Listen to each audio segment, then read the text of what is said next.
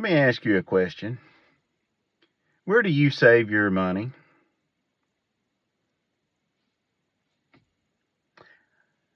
I like Bitcoin. Now, listen, I'm no financial advisor, no expert. Okay, so this is all going to be my opinion for educational and entertainment purposes only. Don't make any financial advice based on me. But with that said, I want to tell you briefly tonight a few of the reasons why I like Bitcoin. So, I asked you, where do you save your money? Many people maybe don't save money.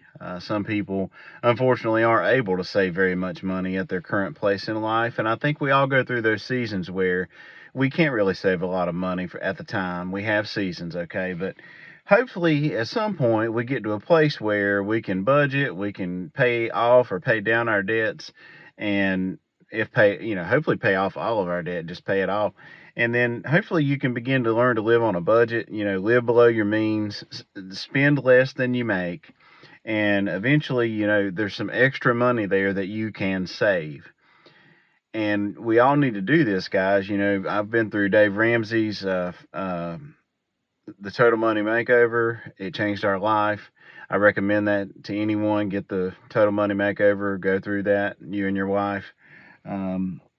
But anyway, once you're able to save some money, you need to, hopefully find a good place to save it. And this is where Bitcoin comes into the picture, because there are many ways you can save money. Okay, you can buy gold, you can buy silver, you can have cash, US dollar cash in your pocket and save that.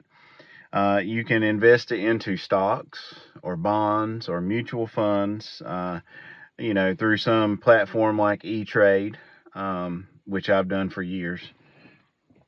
Or you can buy cryptocurrency, Bitcoin being the best and first cryptocurrency. Bitcoin actually stands apart from all other cryptocurrencies. So the reason I like Bitcoin is, number one, it is the most secure form of savings that we currently have. If you can buy Bitcoin and learn to store it in personal custody on a hardware wallet, you can get it down to where you can have a 12-word seed phrase as your private key to your wallet. And if you can remember those 12 words, then you can have a completely invisible allocation of savings that nobody can take from you, because they don't even know you have it unless you tell them. You can get down to where everything is taken from you completely, and as long as you have that 12-word seed phrase in your head, you can escape where you are, get to another place, purchase a hardware wallet, enter your seed phrase, you have your Bitcoin restored. Yeah, so I like the personal custody aspect of it. Not only that, but it is the fastest growing asset that we have. There is currently an adoption phase underway as the world is moving towards a digital future. And money is moving towards, decentralization. We're moving away from centralized control and top-down power, and we're currently in a decentralized movement. And the Bitcoin is a pioneer and a leader in that movement, beginning in 2009 when Bitcoin was launched, in the aftermath of the 2008 great financial crisis. And the Bitcoin is experiencing an adoption faster than the internet received adoption. And there's so much more that comes into play here. There's a thing called Metcalfe's Law, or network effects. And as the whole world comes online to Bitcoin, it's going to greatly appreciate in value.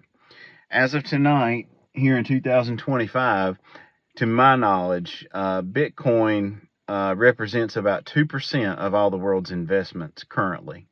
And at this point, it's already It's already been basically accepted and legalized by the U.S. government. We just passed the Genius Act, which I don't really know a ton about that, but I don't know that it was necessarily a totally good thing. But either way, our current president and administration has accepted Bitcoin. Bitcoin's here to stay, and it's only 2% of assets worldwide or savings worldwide. So over the next 10 to 20 and so odd years, probably the next 20 years, probably the next 15 or 10 years, Michael Saylor has called this next 10 years actually the Bitcoin gold rush. So from right now, the next 10, 15, 20 years, there's going to be a global adoption as Bitcoin goes from 2% of all world assets to maybe 50 or more percent of all world assets. And this just represents a massive growth. They register growth in investments in terms of compound annual growth rate or CAGR. And Bitcoin is set to average anywhere from 20 to 50, 60% a year of growth rate, compound annual growth rate. Nothing else you're going to invest your money in is going to return that rate. Stocks, bonds, mutual funds, gold, real estate, none of that is going to return to you what Bitcoin will. Bitcoin is appreciating faster than any other asset because of the adoption curve, Metcalfe's law, the network effects. As the entire world comes online to this new digital money, it will experience the fastest growth of anything. So it's not only the safest place to put your money, but it is the fastest growing place to put your money. Now, yes, there are some other cryptocurrencies that you can potentially invest in and make even more money faster than Bitcoin, because Bitcoin is now 16 years old and more mature than a brand new meme coin that resurrects tomorrow. But you must be very careful. Those other crypto coins are not like Bitcoin. Bitcoin is unique because it's an asset without an issuer. That's number 3. It's an asset without an issuer, which means no company owns it. No country can control it. Bitcoin is completely decentralized, ran by a network of nodes. It's completely decentralized money. And so no one person controls or owns Bitcoin. Nobody can pull a rug out from under you on the Bitcoin. It is the most secure network or monetary system that we have because of its decentralized nature. So there you go. There's that. Okay. Not only that, but I like the freedom aspect of Bitcoin. It represents freedom, liberty, self-sovereignty, and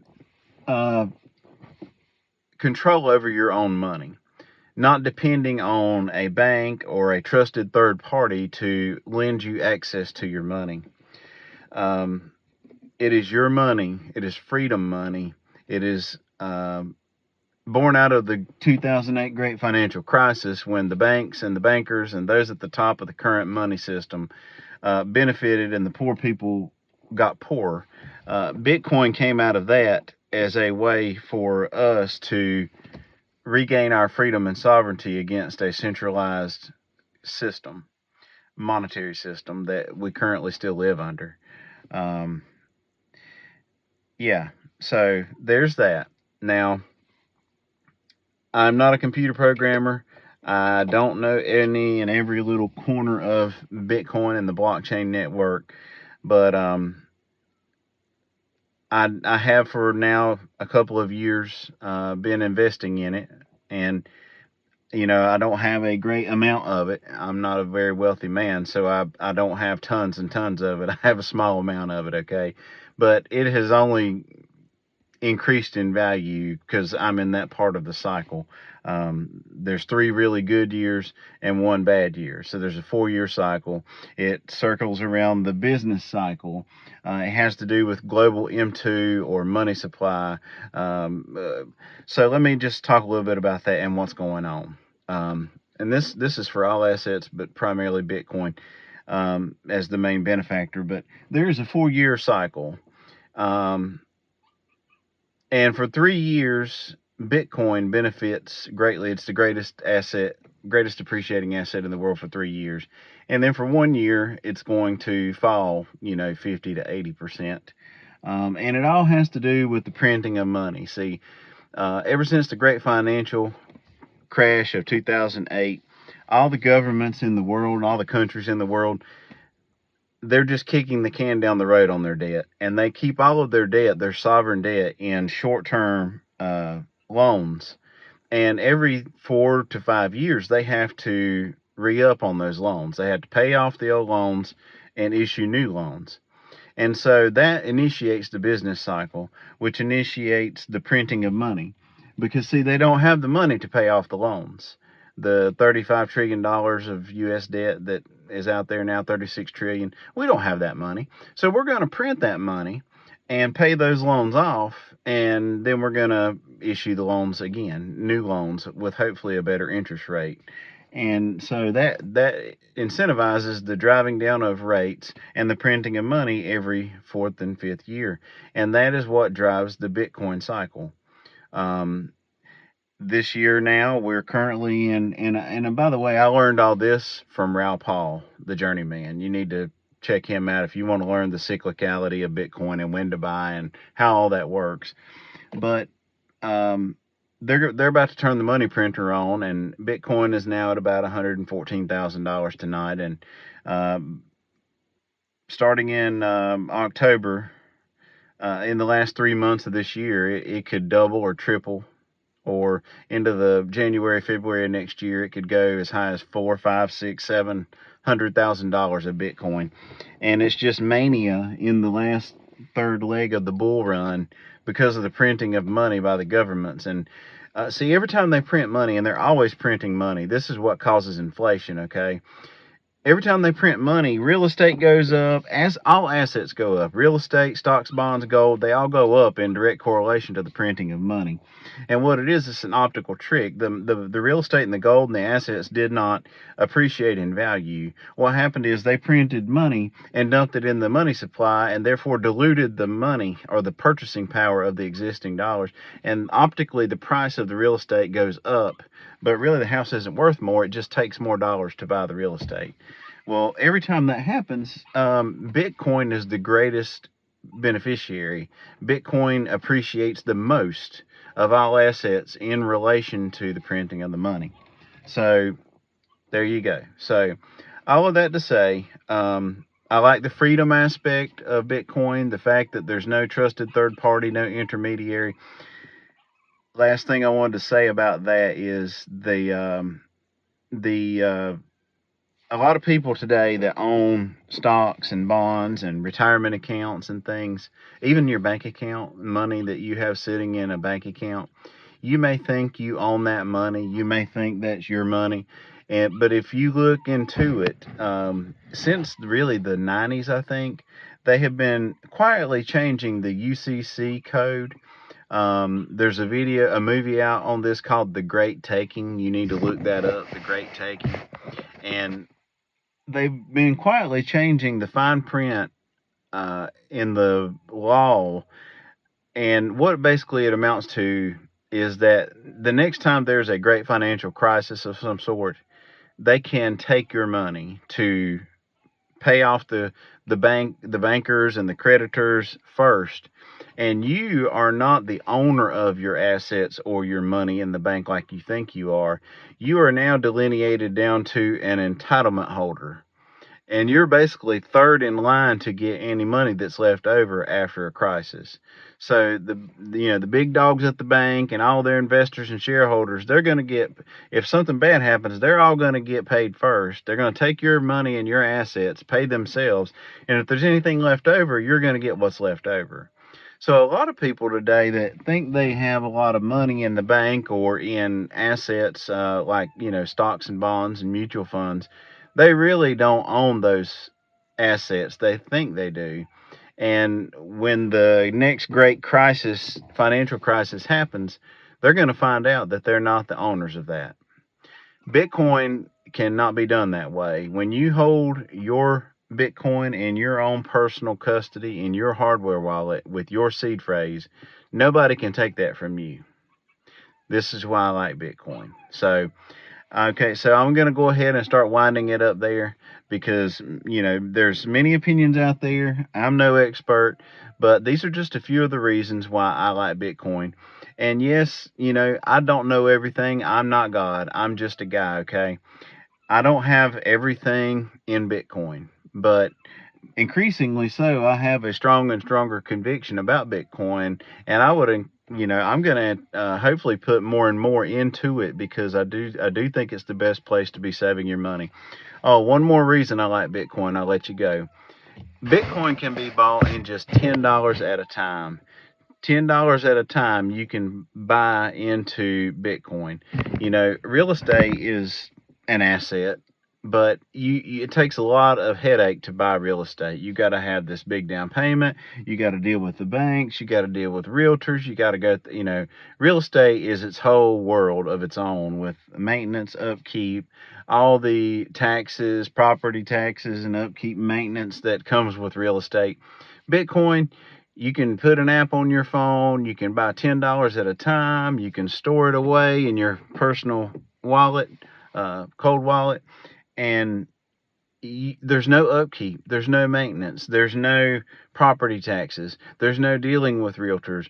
There's none of that. It's you just buy it $10 at a time, $20 at a time. You don't have to have a $50,000 down payment, okay, to get into Bitcoin. Just $10. So it's money for the little man. It's an asset for the poor man, for the little man. Anybody that wants to own and hold Bitcoin can, and you're holding the apex asset of the human race, according to Michael Saylor. So as I wrap up, I just want to encourage you that if you don't believe or understand Bitcoin, I want to encourage you to research it for yourself. Go look up Michael Saylor. Just pull up YouTube and type in Michael Saylor Bitcoin. Pull up YouTube and type in Raoul Pal Bitcoin. Raoul Pal the Journeyman. You could also look up Robert Breedlove. So many others that I am forgetting currently. Mark Moss. Mark Moss is pretty good. Anything by him on Bitcoin. Look up Mark Moss Bitcoin. Check out some of these guys. Now, all that to say, you got to be careful with what you research. We're living in a sea of information today. And the problem today is not getting information. The problem today is knowing what's true and what's a lie. The most of information that you're going to come across on the internet today is lies and scams and people trying to get over on you. But if you can search through all that noise and find the signal, there is a truth out there. And the people I just recommended to you have, I believe, the truth concerning Bitcoin and money. So go research it for yourself, and hope this helps some young man out there. If I had known what I know now about Bitcoin, if I had just known this in about 2009 or 2010, I'd be talking to you tonight from my own personal island that I would own. Okay, if I had known what I'm telling you. So I'm hoping this reaches you, young man, and that you take and research this for yourself, potentially invest into some Bitcoin. And in 20 years from now, Michael Saylor predicts that Bitcoin will be $21 million a Bitcoin. It's 114,000 tonight. $21 million a Bitcoin in 21 years. So that's a staggering growth rate, and I encourage you to check it out. I'm hoping that your future will be brighter than what it would have been because of this advice. So, uh, God bless you. Jesus loves you. I hope this helps you.